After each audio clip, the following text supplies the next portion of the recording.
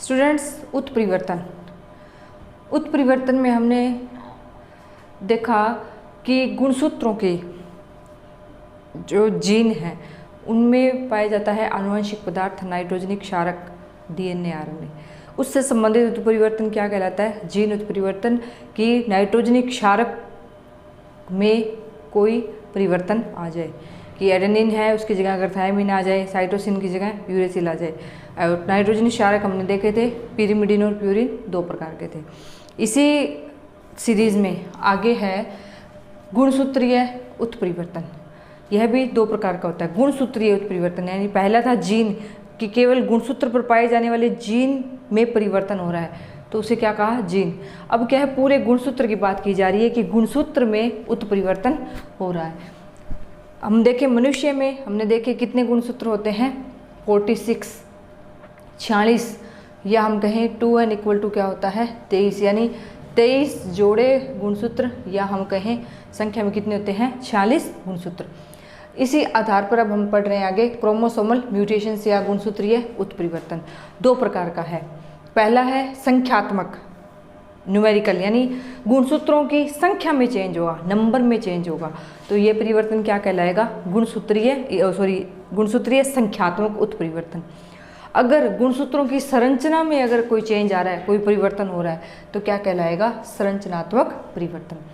संख्यात्मक हम देखें, और यह होता किस कारण है कि संख्यात्मक उत्परिवर्तन, संख्या में चेंज किस कारण आएगा? तो संख्यात्मक उत्परिवर्तन होता है कि जब भी किसी कोशिका में क्या हो रहा हो? कोशिका विभाजन। आपको यह भी बताया था कि गुणसूत्र कोशिका विभाजन के समय ही हम देख सकते हैं कि जब कोशिका विभाजन कर रही है, विभाजन में अर्धसूत्री और समसूत्री 2 विभाजन होते हैं, अर्धसूत्री और समसूत्री। तो इस विभाजन के दौरान गुणसूत्रों की संख्या में अगर परिवर्तन आता है तो क्या कहलाता है? संख्यात्मक परिवर्तन। और इसका मुख्य कारण क्या है कि कोशिका विभाजन में असामान्यता आ जाना, कोशिका विभाजन में असामान्यता आ जाना। अब देखिए इसमें 2 प्रकार हैं फिर। एक होता है सुगुणिता, एक होता है सुगुणिता, इसे हम कह सकते हैं यूप्लॉइडी, और एक होता है असुगुणिता, इसे हम कहते हैं एन्यूप्लॉइडी।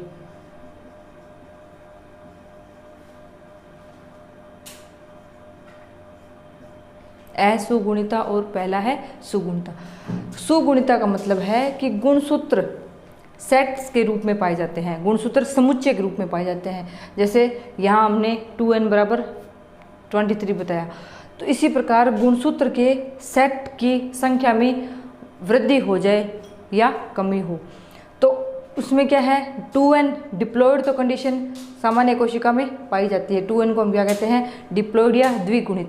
द्विगुणित के बजाय अगर ये क्या हो जाए? त्रिगुणित, 3n, 4n, 5n, तो इस प्रकार की कंडीशन कहाँ आएगी? सुगुणिता में। और इसके फिर आगे 2 प्रकार हैं। एक तो होता है ऑटोप्लॉइडी यानी स्व बहुगुणिता, स्व बहुगुणिता, और एक होता है पर बहुगुणिता।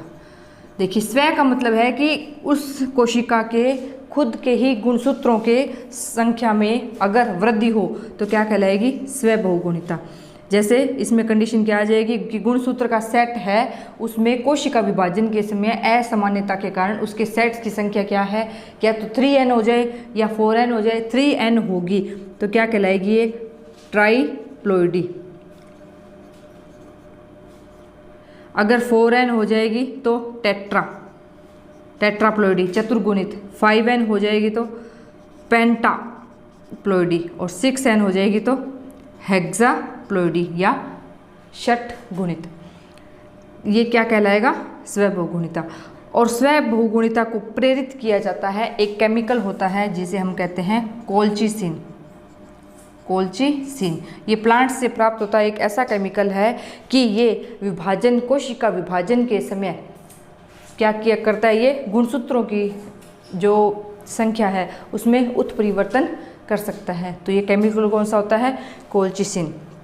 इसी प्रकार पर बहुगुणिता की अगर हम बात करें तो पर बहुगुणिता मतलब पर का मतलब दो अलग अलग प्रजाति होगी।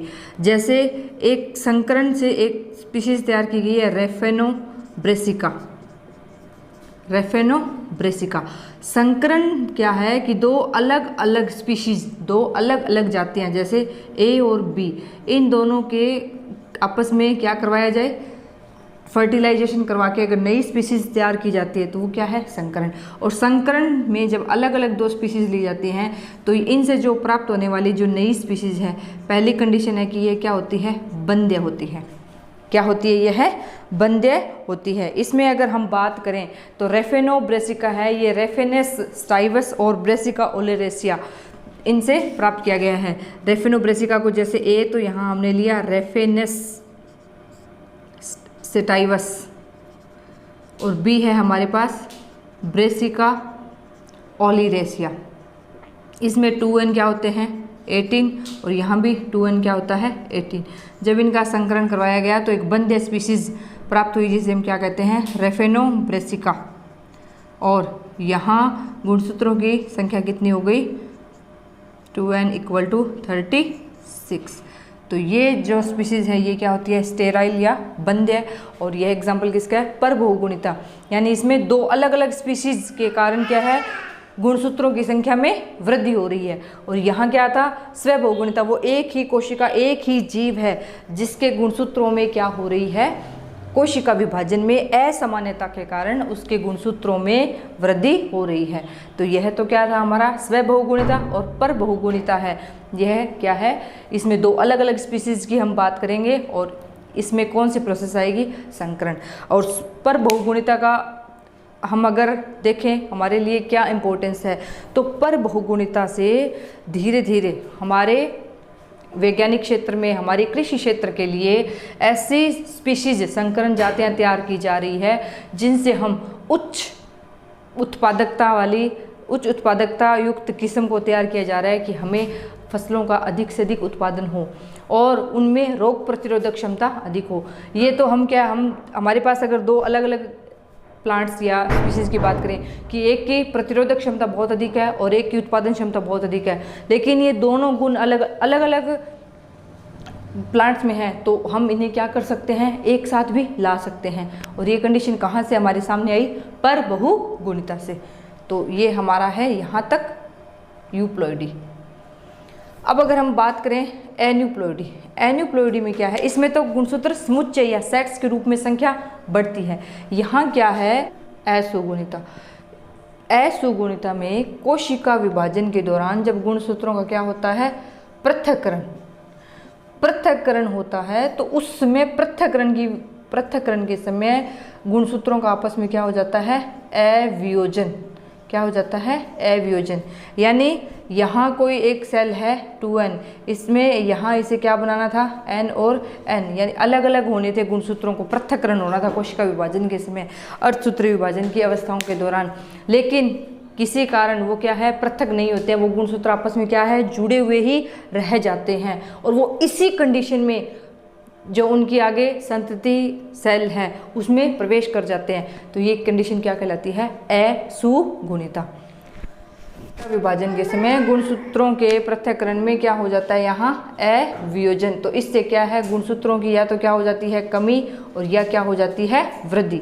अगर कमी है तो इसके देखिए एग्जांपल कि हमने 2n बात की है, 2n - 1, यदि एक गुणसूत्र कम हो गया, जैसे हम एग्जांपल दैट मनुष्य की बात करें, कितने गुणसूत्र हैं, 46, 2n - 1 यानी यहाँ क्या आ जाएगा, गुणसूत्र क्या हो गया, कम, यानी 45 संख्या रहेगी। इसी प्रकार एक और टाइप है कि 2n - 2, तो यहाँ क्या होगा, गुणसूत्रों की संख्या कितनी हो जाएगी, 44, यानी यहाँ दो गुणसूत्र हैं वो कम हो गए हैं। तो यह कंडीशन क्या कहलाती है, 2n - 1 मोनोसोमी और 2n - 2 कहलाती है नलसोमी, मोनोसोमी।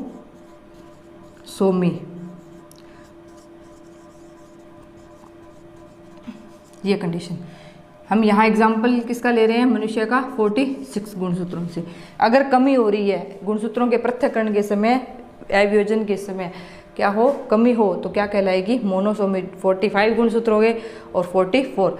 इसी प्रकार अगर वृद्धि हो जाए 2n + 1 इज दैट ट्राइसोमी।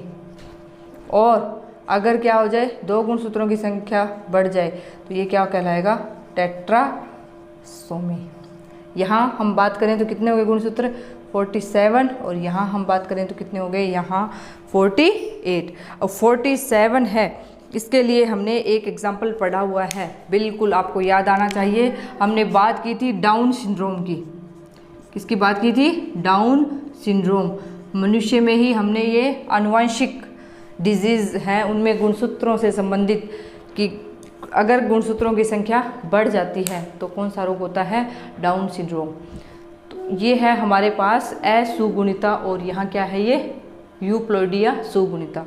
इन सब में से यहाँ से कोई भी एक डेफिनेशन एक नंबर में यहाँ से पूछी जा सकती है कि आपसे पूछ लिया जाए कि पर बहुगुणिता को उदाहरण सहित समझाइए। तो यहाँ पर बहुगुणिता है क्या, फिर उसका एग्जाम्पल।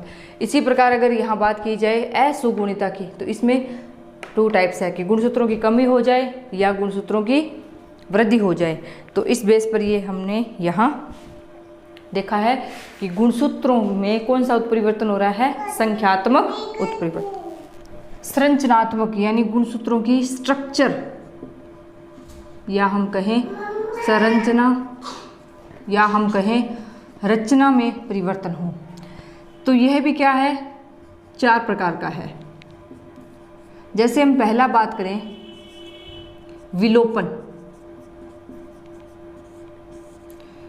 ये कोई गुणसूत्र है हमारे पास,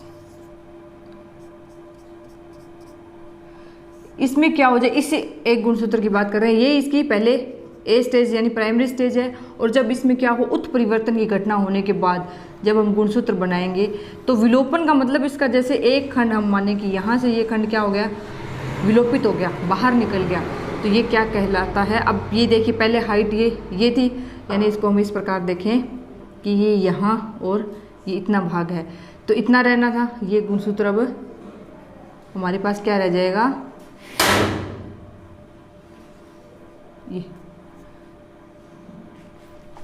ये है एक ही, ये गुणसूत्र की बात हो रही है। विलोपन का मतलब इसका एक खंड, एक पार्ट किसी कारण से क्या हो गया, यहाँ से निकल गया, तो ये कौन सा उत्परिवर्तन कहलाएगा, विलोपन। और ये यहाँ बीच का भाग निकल गया और ये दोनों आपस में जुड़कर ये गुणसूत्र बन गया, तो ये क्या है अपने पास, विलोपन। इसी प्रकार हम देखें दूसरा प्रतिलोमन। प्रतिलोमन का क्या मतलब है, प्रतिलोमन उत्परिवर्तन, लोमन उत्परिवर्तन। प्रतिलोमन को हम क्या कहते हैं, इन्वर्जन। इंग्लिश टर्म इज क्या है, इन्वर्जन। प्रतिलोमन में हमारे पास जैसे ये गुणसूत्र की बात करें कि इसमें ये खंड है, हमने जैसे नाम दे दिया आपको समझाने के लिए कि ABCDEF। प्रतिलोमन का मतलब है कि इसका एक खंड 180 डिग्री रोटेट हो जाएगा, तो 180 डिग्री रोटेट हो जाएगा तो यहाँ क्या बनेगा, ये ABDCEF। ये देखिए ये हमारा खंड है कौन सा, CD। इसमें क्या हो गया, 180 डिग्री का रोटेशन हो गया, तो ऊपर क्या आ गया D, नीचे क्या आ गया C। तो ये कौन सा इन्वर्जन या कौन सा म्यूटेशन कहलाएगा, प्रतिलोमन उत्परिवर्तन। इसी प्रकार तीसरा है स्थानांतरण। स्थानांतरण या ट्रांसलोकेशन। क्या होता है स्थानांतरण, कि किसी गुणसूत्र का एक भाग खंड उसी गुणसूत्र या उसी के किसी समजात गुणसूत्र भी हो सकता है या असमजात गुणसूत्र पर जाकर अगर जुड़ जाए तो क्या कहलाएगा, ये स्थानांतरण। क्या कहलाएगा, स्थानांतरण। जैसे ये है हमारे पास गुणसूत्र, इसी का खंड क्या हो जाए, यहाँ आकर अगर जुड़ जाए तो इसकी लंबाई में आप देखिए चेंज आपको दिखाई दे रहा है, तो यह क्या कहलाएगा हमारा पास स्थानांतरण। इन्वर्जन के बाद थर्ड है स्थानांतरण। स्थानांतरण में क्या है कि हमारे पास जैसे ये गुणसूत्र की हम बात करें तो इसमें इस क्रोमेटिड का कोई भी एक खंड यहाँ से निकलकर इस क्रोमेटिड पर आकर अगर ऐड हो जाए तो क्या कहलाएगा, ये स्थानांतरण। आप ये देखिए,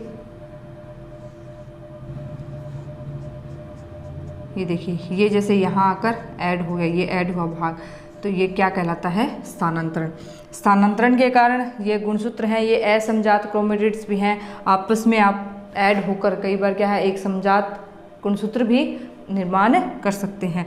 और इस उत्परिवर्तन के कारण लक्षण प्ररूप में भी आपको प्रभावी और अप्रभावी का डिफरेंस भी दिखाई देगा। फोर्थ है इसमें द्विगुणन।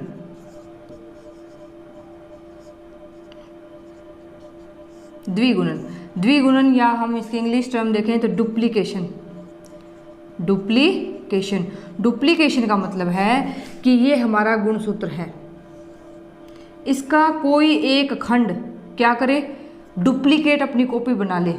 तो देखिए ये पहले ये हाइट है इसकी, एक और खंड अगर जुड़ गया तो ये देखिए लेंथ में आपको डिफरेंस दिखाई दे रहा है कि ये मान लीजिए ये वाला भाग है, ये था और ये एक और यहाँ इसी के साथ ऐड हो गया, तो ये क्या होगी इसकी डुप्लीकेट कॉपी।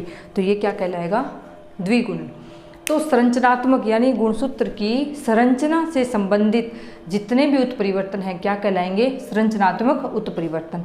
इनमें पहला हम देखते हैं विलोपन। विलोपन का मतलब कि गुणसूत्र का जो एक खंड है, एक सेगमेंट है, वो यहाँ से क्या हो जाए, विलोपित हो जाए, गायब हो जाए, तो क्या कहलाएगा ये विलोपन। ये उत्परिवर्तन होते किस कारण है, हमने आपको बताया भी था कि कुछ एक्सरेज रेडियोधर्मी विकिरणों के प्रभाव के कारण, टेम्परेचर के इफेक्ट के कारण भी उत्परिवर्तन की घटना होती है। दूसरा देखिए प्रतिलोमन। प्रतिलोमन क्या है कि विभाजन के दौरान गुणसूत्रों में क्या हो जाए, किसी एक खंड का 180 डिग्री रोटेशन हो जाए, किसी एक खंड का 180 यानी उल्टा हो जाए, प्रतिलोमन। यानी सी और डी था, आपको इसीलिए एग्जांपल में बाय नेमिंग ऐसे बताया कि खंड का नाम सी है और इसका डी है। अगर इस खंड में क्या हो गया, इन्वर्जन यानी 180 डिग्री ये रोटेट हो गया, तो ये क्या बन गया, डी और सी। तो इस प्रकार का इन्वर्जन क्या है, ये इस प्रकार का उत्परिवर्तन क्या कहलाएगा, इन्वर्जन।